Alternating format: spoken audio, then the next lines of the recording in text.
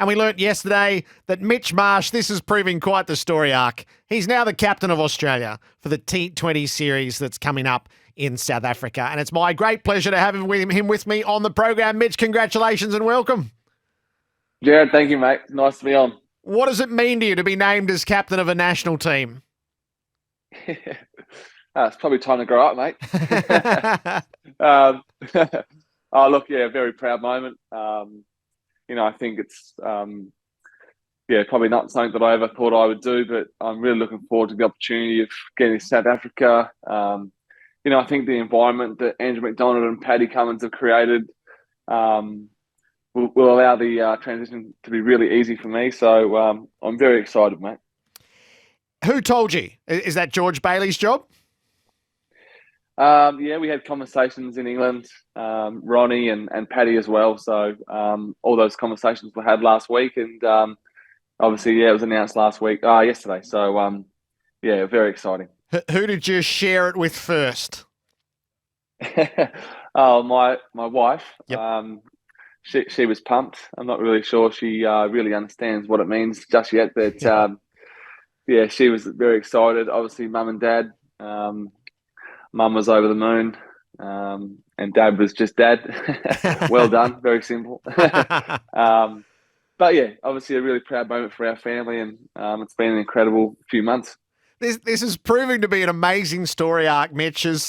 For a period of time, and self-deprecating to a fault, you're always so good-humoured about it, but you would have been voted off the island not that long ago, and now you're the captain of Australia. What a storyline this is. Yeah, it's pretty crazy how it all works out. I guess I'm very proud that I've stuck at it, and been through a little bit of adversity throughout my career, through my own fault, mind you. But it's nice to be able to be recognised in our group as a leader, and as I said before, the environment that we've got at the moment and the calibre of players will hopefully make it a very easy job. I think it's a tribute to your resilience, which I've always thought, Mitch, is not to be overwhelmed by it, and you develop that lovely self-deprecating touch. If you took us sort of to the heart of that, when you're striving to be to fulfill your cricketing dreams and coming up just a little bit short and all that comes with it, what was there a risk that it would be overwhelming for you? Yeah, big time. I think anyone that works hard and is driven to succeed in whatever field they're in, and they come up short, it can be bloody hard, to be honest with you. And I think I'm really proud of the fact that I've never really given up. And I've also, through those lessons, I've learned to enjoy, every part of my life, the ups and downs, and try and take a lot of learnings from my failures, and understand that, in whatever you do in life, whether it's cricket, sport, business, you're going to fail, and it's how you deal with those failures. And hopefully that'll help me with my leadership and hopefully trying to win a few games for Australia. I know it's a broad question, Mitch, but how hard have you worked to really commit yourself to, and so we see the rewards of it, but how hard have you worked behind the scenes? I don't really think that my work ethic has changed. I think it's probably more of a case of not giving up. And there's certainly been moments of where I've thought about it. I joked earlier this morning on radio here in Perth that I went to get my baggy green framed up about 3 times over the last 3 years and hang it up. So I'm glad that I didn't do that. But I think it's been more a case of just working through these moments as you get a bit older, and you get a bit more perspective on life and the sport of cricket itself. You understand that you're going to fail more than you succeed, and it's how you deal with those failures. So I've probably got my wife to thank for that, but she's been incredible for me, and over the last couple of years, given me a lot more perspective on life outside of cricket, and that's helped me immensely. And now you've accumulated some great moments. So I was just thinking back, you made the century at the Wacker in a test that sealed the Ashes. You're the player of the match in a World Cup winning final, and the century in Headingley. So you've got these lovely markers now that you're accumulating as well. Yeah, yeah, it sounds pretty good, that doesn't it? Yes. Hopefully, hopefully, there's another moment in a few months' time at the World Cup in India. Yeah. How do you reflect on what happened in this Ashes tour and coming into the team at Headingley and making a century? Oh, it was obviously a great moment. Yeah, to be able to come in and I guess perform and contribute the way that I did was amazing. I was really excited to hopefully get another opportunity, and my experience of going on long tours in the past, I sort of knew that at some point there was going to be an opportunity. So um, yeah, that 100 in at Headingley was it was an incredible few hours. I still struggle to comprehend what happened. To be honest with you, it was pretty funny, wasn't it? Jeez. It was a remarkable couple of hours. I am curious, Yeah. how ready for it were you? You made that lovely joke about being the first Australian to make a century while on holidays. How ready to be dropped into it were you? I was ready as I've ever been. Yeah. Um, Done a lot of work on the mental side of my game. Dealing with nerves um, and just making sure I was ready. I joked with Ashton Agar in April with him that it wasn't a joke, but it was. I said it jokingly that if I get a chance in the Ashes, I'm going to score 100. Just make sure you're watching. Um, so we had a beautiful moment that night where he gave me a call, and yeah, it was great. But I think I was as ready as I've ever been. 4 years out of the game is a long time, but I feel in that time I've used it wisely. I've developed as a human. I've improved an incredible amount as a cricketer, um, and I've gained a lot of self belief. So at that level, that's the most important thing. Did you to back yourself to play your natural game against the red ball? Is that, I guess, where and how do you make that decision? And then how well does it serve you? Because I don't think I've ever seen you hit the ball quite so well as you did in that innings. Yeah, I think when you spend a bit of time away from the game and you get an opportunity to come back in, um, I probably spent a fair chunk of my red ball career trying to bat like Stephen Smith and trying to bat like Marnus and Usman Khawaja and those guys that can bat for 6 hours and bat all day. But ultimately, that's not who I am. That's not me as a cricketer. I don't have the best defence, but I know that when I'm in a really good frame of mind mentally and I'm in an attacking frame of mind that I can defend well and I can keep good balls out. And outside of that, I really want to play the way that I want to play, and I think that's beneficial to the team. And I think most importantly, it's probably the support that I had from Paddy and Andrew McDonald. They were really keen on me. Paddy said to me the day before that test match, said if I want to go out and hit my first ball for six, do it. Yes. Which I'm never going to do. But I think just having that support from your captain and your coach, and they're picking me for that reason. So they were really clear on how they wanted me to play, and yeah, it was nice to be able to contribute.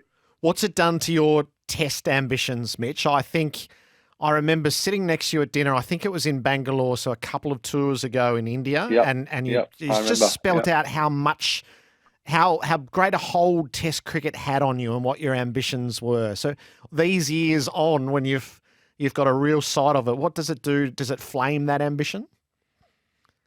Absolutely, yeah. I had plenty of moments where in the last three test matches where I was either standing in the field or I was waiting to bat, just thinking about how much I missed the feelings and the emotions and I guess the roller coaster of Test cricket. I must admit that day that we had all the rain in Manchester, I would have walked 10 kilometres in the change room, so I didn't miss that feeling. Yep. But I'm certainly driven to keep trying to play and play as many Test matches as I can.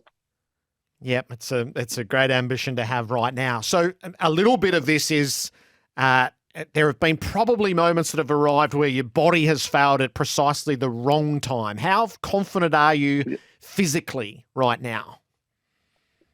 I mean, at the moment, I'm really confident. I've obviously had my ankle surgery last year, and that'll be something that I'll have to manage for the rest of my career. But I was really happy to be able to get through 3 back-to-back Test matches.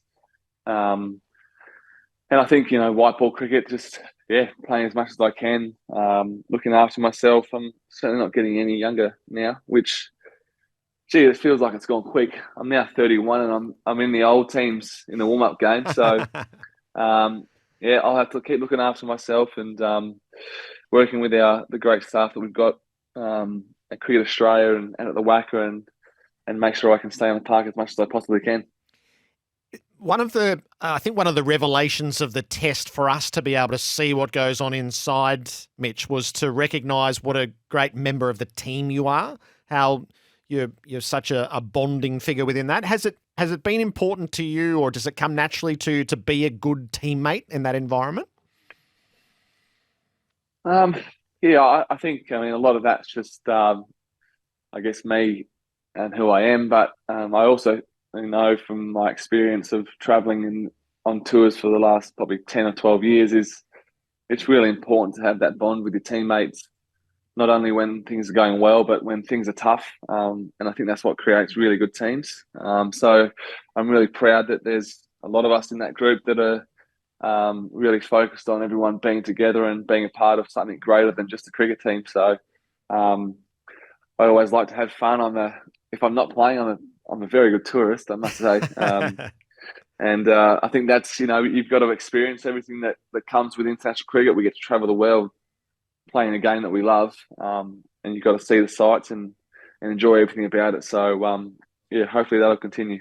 And what have you learnt about leadership along the way, Mitch? And obviously you've had a chance to apply that in WA and in the BBL and what we're about to see in Australia. Have you got a philosophy around leadership, or what have you accumulated along the way?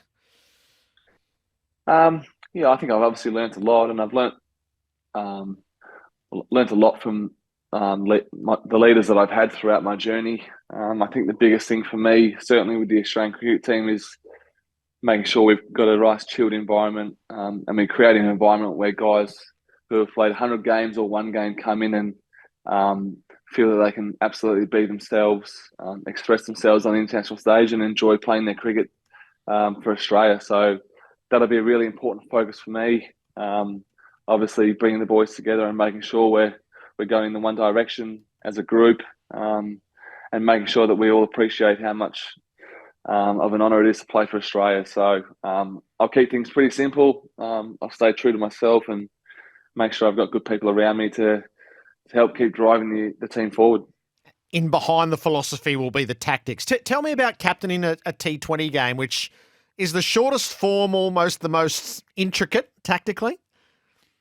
It's certainly the hardest. I gave up captaining the Scorchers probably 4 or 5 years ago. And that was mainly based around that I was really striving to play for Australia, and I didn't feel like I could give it everything, captaining the Scorchers. And it's really hard to balance that. You've got to put a lot of time into getting things right tactically and your change-ups. But I'm really looking forward to that challenge. And I'll have plenty of good people around me to help. I'll lean on others, which has been a really important learning for me as a leader. So I'm looking forward to that challenge.